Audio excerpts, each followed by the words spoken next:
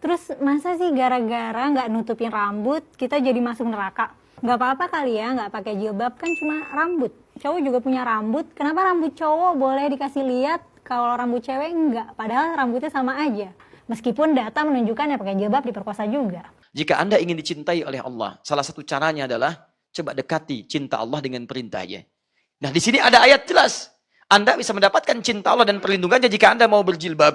Jika Anda mau berjilbab, Anda ingin dicintai pasangan saja, segala keinginan pasangan dipenuhi. Dan siapa yang tidak ingin dicintai oleh Allah? Kalau Anda ingin dicintai oleh Allah, maka penuhi keinginan Allah Subhanahu wa taala di atas yang lainnya.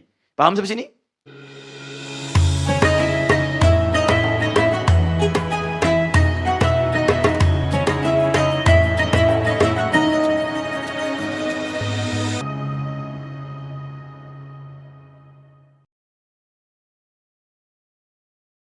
Nggak apa-apa kali ya nggak pakai jilbab, kan cuma rambut.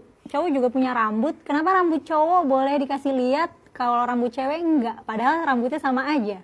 Terus masa sih gara-gara nggak nutupin rambut kita jadi masuk neraka? Coba bayangin deh, ada dua orang, yang satu nih jahat, suka mencelakakan dan menyakiti orang lain, tapi dia pakai jilbab. Nah, yang satu lagi baik banget, suka nolong, suka nabung, tapi nggak menutup aurat. Seandainya nih berdasarkan sistem di akhirat, cewek yang pakai kerudung ini masuk surga dan yang nggak pakai kerudung ini masuk neraka, kalau itu bukan perintah ilahi, kita akan mikirnya ini sistemnya cacat nih, hukumnya cacat. Tapi kalau kita percaya, klaim bahwa Tuhan itu paling adil dan kebenarannya absolut, kita ya akan terus membuat alasan untuk menjustifikasi hukumnya. Kita justifikasi deh, kita nganggap, oh iya soalnya pakai jilbab itu untuk mencegah pemerkosaan. Meskipun data menunjukkan ya pakai jilbab diperkosa juga. Oh, jilbab itu untuk menjaga harga diri. Ya padahal konsep harga diri itu konstruksi sosial juga. Tapi sebenarnya dibalik semua alasan kenapa buka kerudung, alasan yang paling penting adalah aku merasa aku lebih cantik. itu alasan yang paling penting. Yang penting kayak rambut aku cantik guys. Padahal banyak yang bilang, oh setelah berhijab kamu makin cantik gitu. Tapi mereka merasakan sebaliknya gitu. Ya kalau pakai hijab jadi adem. Kalau buka hijab panas. Lebih hot gitu. Saya perintahkan kepadamu. Allah langsung yang perintahkan kepada Nabi. Katakan pada istri-istrimu. Saking pentingnya hukum di ayat ini, yang pertama diperintahkan adalah istri-istri Nabi dulu. Jadi kalau istri Nabi saja menggunakannya, maka ibu yang bukan istri Nabi lebih berhak untuk menirunya. Karena istri Nabi itu orang paling perempuan paling soleh di zamannya. Dekat dengan Nabi saat hidupnya. Di akhirat sesurga bersama Nabi. Ketika perintah turun, mereka kerjakan. Ibu istri Nabi bukan. Sahabat Nabi bukan. Tetangga Nabi bukan. Hidup dengan Nabi tidak. Tidak ada turun jaminan surga untuk ibu sampai dengan saat ini. Maka ketika ayat itu turun, ibu lebih berhak menunaikannya dibandingkan dengan kalangan-kalangan masa lalu. Wabanatika, dan putri-putrimu. Wanisa'il mu'minin, dan sampaikan pada perempuan-perempuan yang masih merasa punya iman. Perempuan-perempuan yang masih merasa punya iman. Di ayat ini untuk perempuan yang masih merasa punya iman saja. Kalau tidak merasa punya iman, maka silahkan lihat indikasinya. Atau merasa imannya lemah, maka berusaha untuk meningkatkannya sebelum masa itu tiba berjumpa dengan Allah Subhanahu wa taala. Teman-teman sekalian, apa itu? Yudnina alaihinna min jalabibihinna.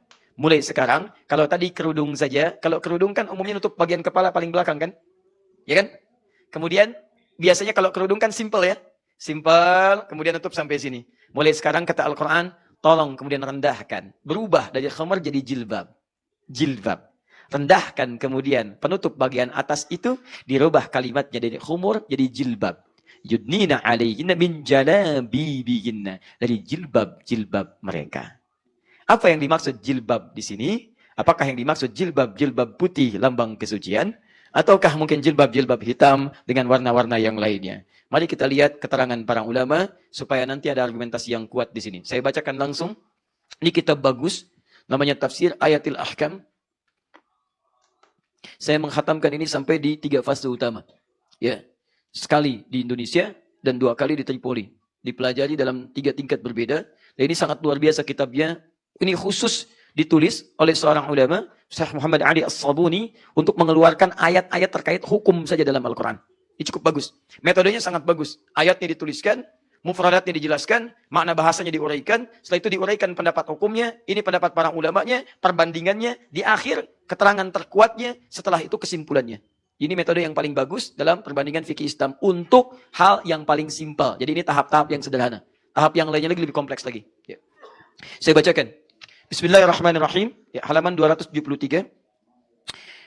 Amarallahul mu'minati bil hijab wartida'il jilbab siyanatan lahunna wa hifdhan. Allah Subhanahu wa taala menurunkan ayat di sini terkait dengan hijab dan jilbab. Yang dimaksud sini jilbab. Kenapa diturunkan? Tujuan utamanya adalah siyanatan lahunna wa hifdhan. Tujuan kemudian diteruskan sampai kepada ayat jilbab bukan sekedar menutupi untuk perempuan, tapi untuk melindungi dan menjaga perempuan. Tolong catat ini Ibu ya. Jadi ketika Allah meminta ibu berjilbab, sebetulnya Allah ingin menampakkan sayang dan cinta Allah kepada ibu. Jadi kalau akhwat muslimah dimanapun Anda ingin berada, jika Anda ingin dicintai oleh Allah, salah satu caranya adalah coba dekati cinta Allah dengan perintahnya. Nah di sini ada ayat jelas. Anda bisa mendapatkan cinta Allah dan perlindungannya jika Anda mau berjilbab. Jika Anda mau berjilbab, Anda ingin dicintai pasangan saja, segala keinginan pasangan dipenuhi. Dan siapa yang tidak ingin dicintai oleh Allah? Kalau Anda ingin dicintai oleh Allah, maka penuhi keinginan Allah Subhanahu wa taala di atas yang lainnya. Paham sampai sini?